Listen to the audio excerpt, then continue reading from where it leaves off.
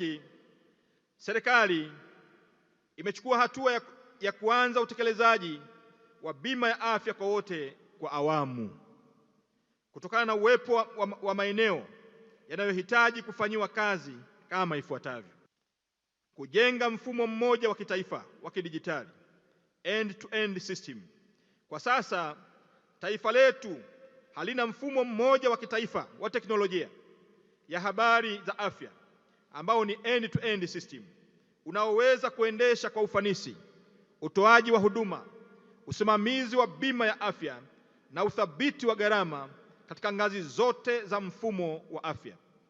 Badala yake, sekta ya afya inaendeshwa kupitia mifumo mingi ya tehama isiyounganishwa, yani fragmented system, ambayo haisomani, lack of interoperability, na imejikita katika taasisi au vituo binafsi badala ya mtazamo mmoja wa kitaifa end to end, kuanzia kwenye zahanati kwenda kwenye vituo vya afya, kwenda kwenye hospitali zetu za mikoa, kwenda kwenye hospitali za rufaa na kanda, kwenda hospitali maalum, hospitali yetu za taifa. Mfumo utakaokuwa unasomana. Mgonjwa akiingia kwenye zahanati yoyote, kwa mfano tuchukulie mkoa wa Manyara, anakwenda kule Mbulu kwenye zahanati yoyote, rekodi za mgonjwa wanasema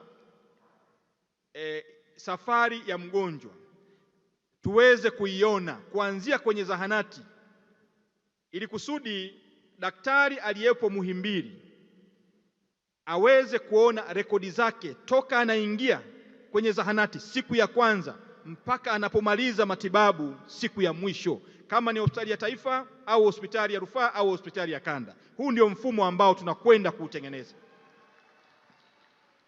Mfumo huu utawezesha kuifanya NHIF na bima yetu ya taifa kuwa himilivu na endelevu.